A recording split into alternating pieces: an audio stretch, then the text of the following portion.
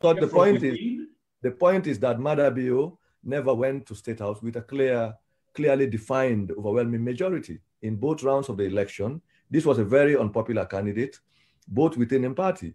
Okay, understand that the circumstances forced which result into Maada Bio becoming the presidential candidate of the party was the result of internal party crisis, violence at the SLPP, to the extent that he was imposed deliberately on the party, because the party's constitutional arrangement was, if you don't contest one time and you lose, you cannot recontest. But the Maada Bio's supporters within the party, largely in the executive, decide for arm twist the party and wage war within the party to the point that they hijacked the platform of the SLPP and drove out, then crowd out everybody when I suppose for think for 20%. So you have a militant group within the SLPP that rode to power with a tiny majority based on also the nature of politics, where and as Kuruma introduced within the APC, one levels of the party conflict at the SLPP, the imposition of candidates at the APC. So the state was unpopular. And as Kuruma's government after 10 years everybody was dissatisfied with it. So the mass national anger and dissatisfaction with the Kuruma, with the couple, the fact that there was no significant alternative, this Maada Bio then became by default the benefactor of that with tiny majority. Yeah. So when you come to power with a tiny majority like that, the best way for one government will be to through concessionary approach. Okay, and because they don't understand democracy as a work in progress, as something where you go negotiate, understanding power as a negotiated approach to power. So they decided that the same method that they used to hijack the SLPP platform for making them kind of power, they can use that at the state level. And the difference here at the state level is that there are many people, some who are even independents, who will not allow that to happen, because if you allow that to happen, it means the stability of the country and the progress and peace of people will be at stake. So people are going to see it and they are going to expose it.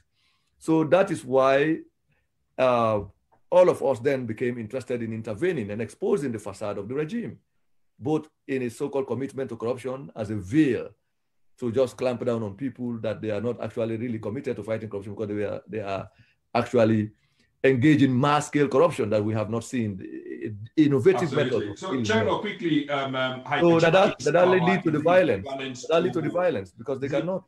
Equivalent to like state capture? Well, it's just the nature of not of state capture, because the state hasn't captured. They don't get the capacity for capture because they cannot capture. Basically, they want to govern through fear, through psychological terror. That's the thing. That is through violence, and the violence now will make people by nature not want this argument back and forth. Insult, they can insult you into silence. They can threaten you to silence. They can intimidate you into silence. So if they cannot, they can also arrest you and incriminate you and try to put you in a jail, like you have the Camarimbas in prison. You had Paulo in prison on charges they cannot, so you see them bulldoze parliament and decide to impose a speaker. They want to rule by force because they don't have a majority and they don't know how to go around canvassing compliance. They want to exact compliance and support for their policies through violence and through force. If in parliament, they have to pass law through violence. That's what you see with their effort to do the proclamation and the resistance from parliamentarians, because they want to just use terror at every level. At every level, that's what they are doing. Now they want to have a feast. They want to have a celebration. They cannot have a celebration with the people joining them. They have to put police on the street so they can have a party with the president's colleagues. Just so so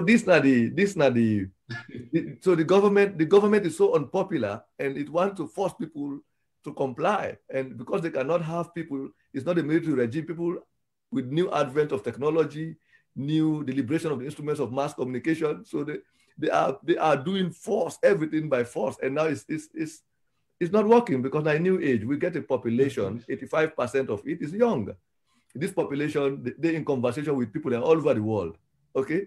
So with their cell phones, they can undercut government's legitimacy by saying, well, president is a lie. They can go online and just Google. Like you say, you've paid. Yeah, before you in know, Japan, it's going somebody can just to. Google Chevron, and you talk about policies. I wonder to more span policies quickly because you did mention policy. So, waiting we do know about policies is like policy not to knee-jerk reaction, not to based on opinion, but rather the statistics. And we don't see many policies, you know, of government. It looks like certain policy then fail because if the filter down to the people, it not get effect. Then policy then they're not effective at all. They were not well thought out through. What's your view on policy about this current government, please? Yeah, that is what we are talking. It's basically the policy. But when you develop policy, you got to incorporate public opinion. Public opinion is crucial to the development and shaping of public policy. Public policy is also designed in response to public aspiration. So if you don't come in a situation, I would say you with a tiny image, you're able to negotiate, you're able to give concessional approach to power, and you have to force your way out, then you also deprive yourself of the meaningful voices in society, because out of this public speaking, public engagement, sensible leaders in power will harness public opinion and decide to develop policies or programs in response to the aspiration of the people.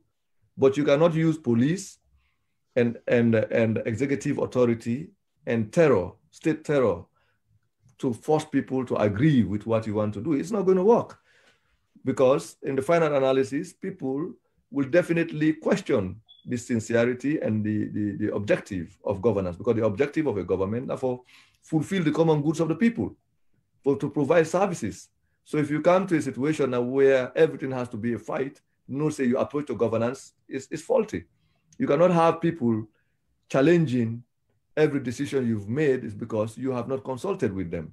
Okay, like now, for example, you have a situation where you want to proclaim a census. There's a procedure of going through that. You don't follow the procedure. And then people raise the objection to that kind of approach. This is not how government functions, because you're just thinking force has to be the only way. And now you summon parliament automatically for appear. Then you also do the consultation, because you think by consulting, you will be having a contrary opinion or somebody's input that might shape your intention and your objective for which you conceptualize the policy in the first place. So because you know one for shape that, for make it reflect the general aspiration of this, that's what democracy, all shades of opinion might not be incorporated into, but they might count in terms of how the final policy or decision is made. But if you decide, say, you exclude all of them, then you will have the majority opposed to the policy. And it's not going to, and for making it work, you can just use police, because you get violence.